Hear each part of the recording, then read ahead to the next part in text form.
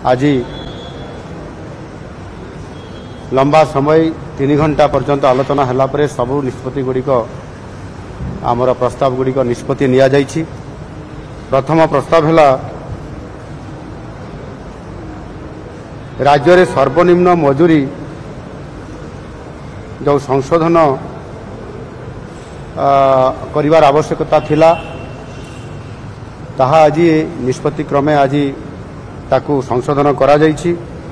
सर्वनिम्न मजूरी अधिनियम 1948 प्रावधान अनुजाई आमर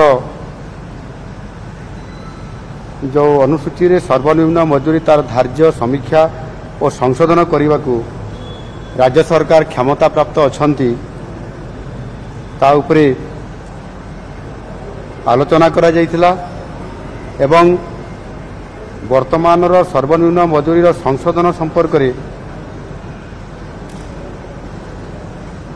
प्राप्त होइतबा आपत्ति और परामर्श गुड़िक जत्नर सह विचार करिबा परे सरकार अणकुशली अर्धकुशली कुशली एवं आपंकर उच्च कुशली श्रमिक मानकर पाई सर्वनिम्न समय भित्तिक दैनिक मजूरी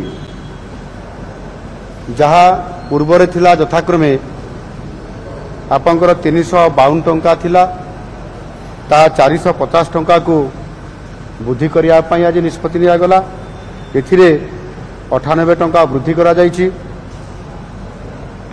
आपंकर कुशली तांकर पूर्वर थिला 392 टंका एथिरे 500 टंका वृद्धि करा जाइछि। 500 टंका को वृद्धि करा जाइछि जोथिरे कि 108 टंका एथिरे अधिक रखा जाइछि। एवं आपंकर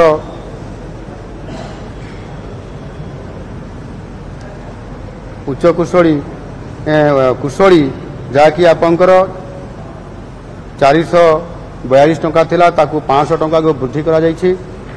एथिरे 108 टंका वृद्धि होइछि एवं अति बा उच्च कुशली जहाँकि आमर 502 टंका थिला ताकू 600 टंका को वृद्धि करा जाइछि।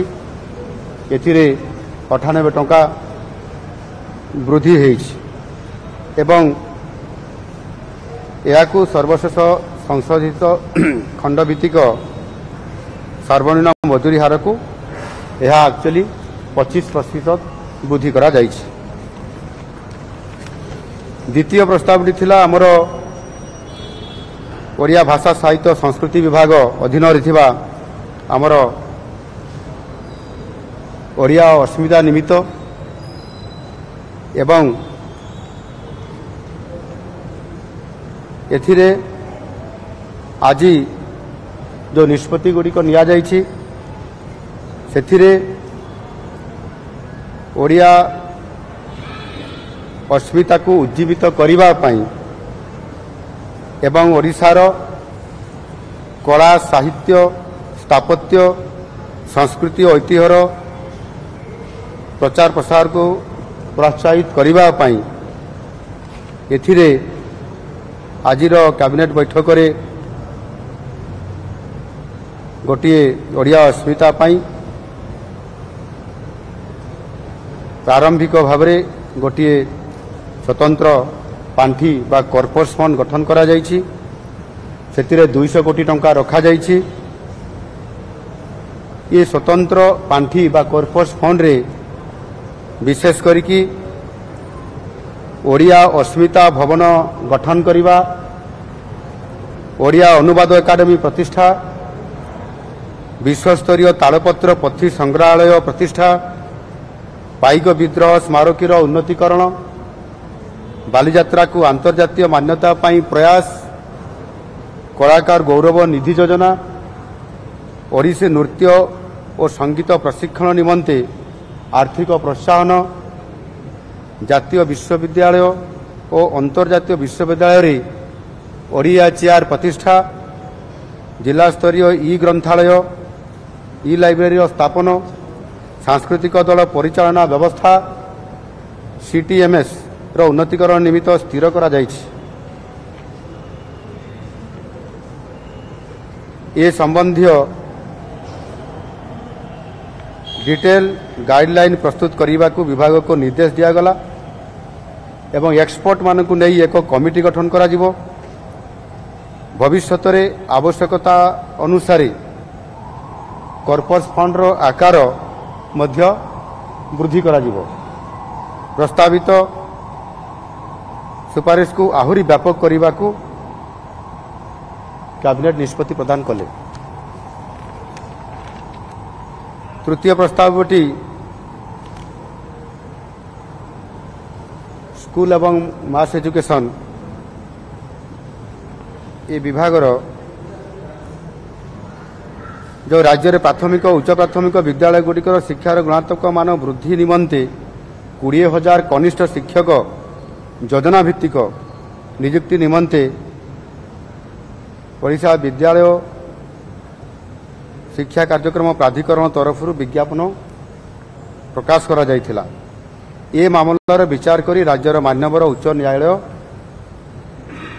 कंप्यूटर बेस्ड टेस्ट सीबीटी परीक्षाफल आधार में आवेदनकारी योग्यता भित्तिक तालिका प्रस्तुत करने निमंते निर्देश देइथिले। उक्त निर्देशनामा अनुसार आवेदनकारी योग्यता भित्तिक तालिका प्रस्तुत करा जाई अछि।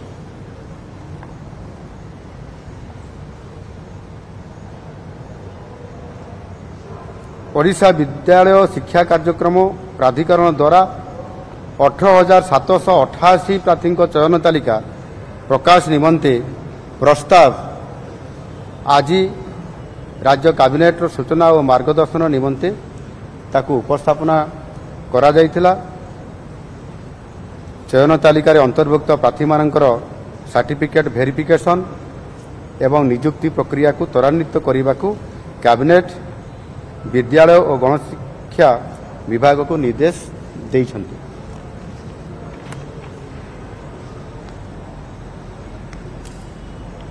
अन्य प्रस्तावटी होउची जल संपद विभाग उठा जलसेचन प्रकल्प को सचल एवं पुराना सचल प्रकल्प को दृढ़ीकरण योजनार अनुमोदन।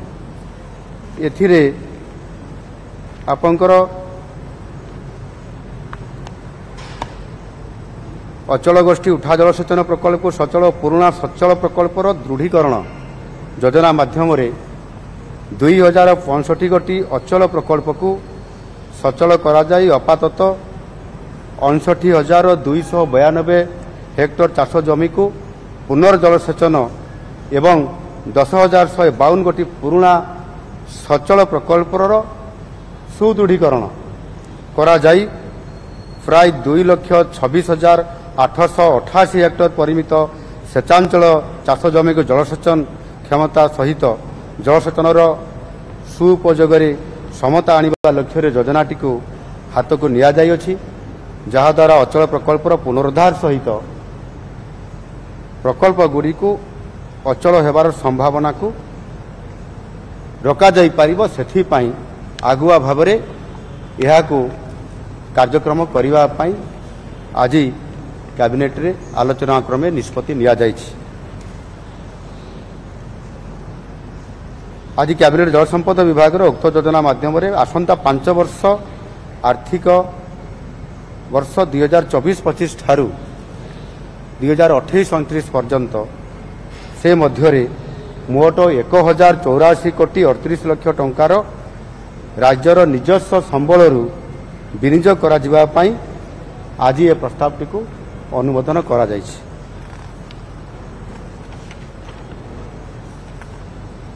एवं आपंकर पंचम प्रस्तावटी पीएम किसान रु जो बाद पड़ता हिताधिकारी को अंतर्भुक्त करने संबंध में